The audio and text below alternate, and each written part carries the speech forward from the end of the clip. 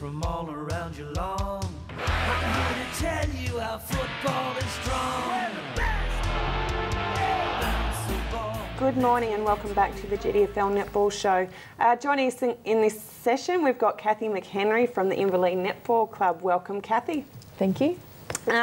Look, we're just going to have a bit of a chat about the game last weekend, which ended up in a draw against Corio, which was an absolute crunch game for you guys. Yep. How did that go? Well, it was a really, really good game. Yep. It was hard fought from the start. Yep. All players went out hard at it, and we had unfortunate injury to Chloe Reardon, one of our juniors who was playing goal defence at the time. Wow, yep. In the first quarter. But Lucy Banks stood up in goal defence and has played that for a lot of the season, so she did really well and did a really good job in there. And is Chloe's ankle injury, is that severe, or do you know? She's heard it sprained? She's heard it before. Yeah. And I'm hoping, and I think she would say that it's probably only a week or two or something like that. Good. So it's not season ending, which it will be very, very good. But yeah, it was probably the game was probably defined by more mistakes in some respects. It was such a high pressure game. Corio does have a very good press, and they worked it very well. But at the same time, we were getting turnovers as well, so it was just constant. A lot of unforced errors, or just heaps of forced errors, but some are unforced errors, but also it was just intense game. I mean, it was written up as being the match of the round, and everybody was. It definitely was. And you girls. You've got such a young team out there at Inverleigh, and I guess for you girls to hold up to that pressure and not crumble under it just shows that in the future you guys are, just going to keep going in leaps and bounds. I think it's the run home into the finals, like you were sitting in sixth place just by percentage underneath Corio. You've got Geelong West this week, so us, Anarchy and then Winchelsea. So I guess a really tough last game for you. The other two, I think you are definitely absolutely in with a chance of winning those. No, in actual Fiona's trying to actually say there's 2 out of 3 that you can win.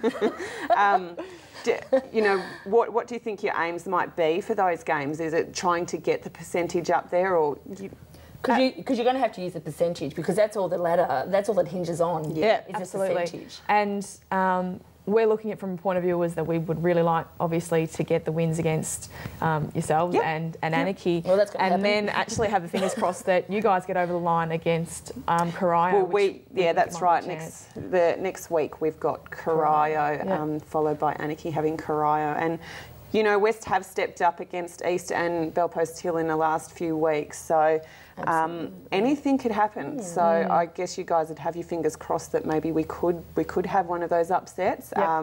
You never know, and I guess Corio need to be aware of that as well. Coming into the finals without them. So going into the finals, any injuries with your A-grade side at all?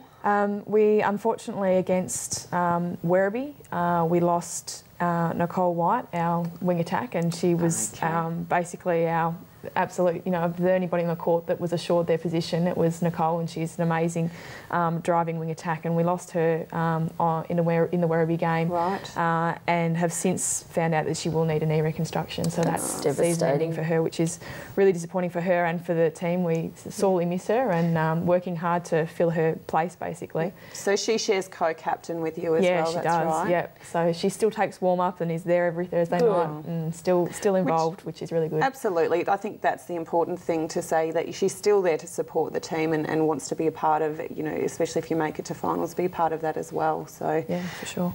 Who has taken her position? We tried to fill the position a little bit prior to making a decision to bring somebody up. We made some changes, put my sister Karen Arnold into wing attack. Tried myself and Chloe mix it up in centre.